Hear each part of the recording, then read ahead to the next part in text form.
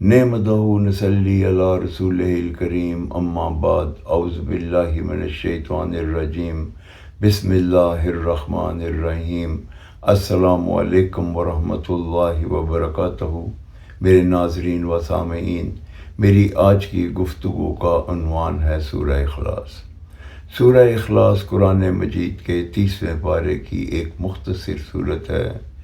اللہ تعالیٰ قرآن مجید میں سورہ اخلاص میں فرماتے ہیں، بسم اللہ الرحمن الرحیم، شروع اللہ کے نام سے جو بڑا مہربان اور نہایت رحم والا ہے۔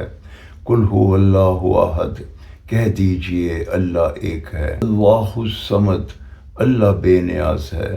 لم یلد ولم یولد، نہ اسے کسی نے جنا نہ وہ کسی سے جنا گیا۔ ولم یکن لہ کفوا احد، وہ اپنی ذات میں یکتا ہے۔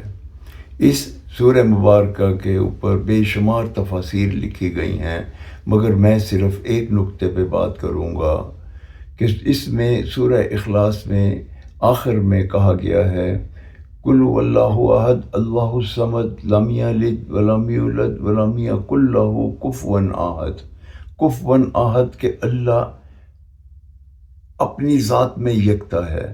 اب واحد اور احد، واحد بھی یا ایک اور احد بھی ایک، ان معنوں میں بولے جاتے ہیں، مگر جو واحد ہے وہ جس طرح میں مثال دوں گا کہ H2O مل کے تو پانی بنتا ہے آکسیجن اور ہائیڈروجن سے، مگر احد جو ہے وہ کسی چیز سے مل کے نہیں بنتا، وہ بالکل خالص ہوتا ہے اور اللہ تعالیٰ اپنی ذات میں یکتا ہے۔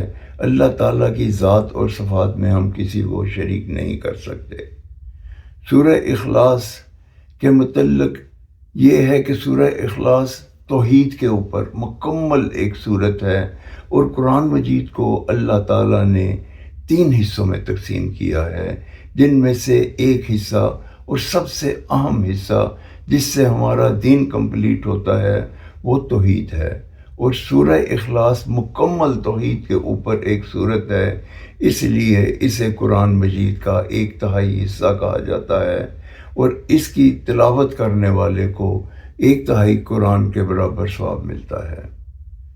ایک مرتبہ حضرت عائشہ رضی اللہ تعالی عنہا بیان فرماتی ہیں، حدیث مبارکہ ہے کہ نبی کریم صلی اللہ علیہ وآلہ وسلم نے ایک قافلہ کہیں بھیجا سفر پہ، تو اس کا ایک امیر مقرر کیا۔ اس امیر کی اطاعت کے لیے سب کو کہا گیا، اور جب وہ قافلہ واپس آیا تو کچھ لوگ نبی پاک صلی اللہ علیہ وآلہ وسلم کے پاس حاضر ہوئے اور آ کے عرض کرنے لگے، یا رسول اللہ، یہ امیر تو ہر نماز میں ہمیں سورہ اخلاص پڑھاتا تھا۔ نبی پاک صلی اللہ علیہ وآلہ وسلم نے ارشاد فرمایا، جاؤ اور اس سے پوچھ کے آؤ کہ وہ ایسا کیوں کرتا تھا۔ جب وہ اس سے پوچھ کے آئے تو آ کے کہنے لگے، یا رسول اللہ، وہ کہتا ہے کہ مجھے یہ صورت بہت پیاری ہے، مجھے اس صورت سے عشق ہے، میں اس لیے اس کو بار بار پڑھتا تھا۔ تو نبی پاک صلی اللہ علیہ وآلہ وسلم نے فرمایا کہ جا کے اس کو کہہ دو کہ اللہ تعالیٰ بھی اس سے عشق کرتے ہیں۔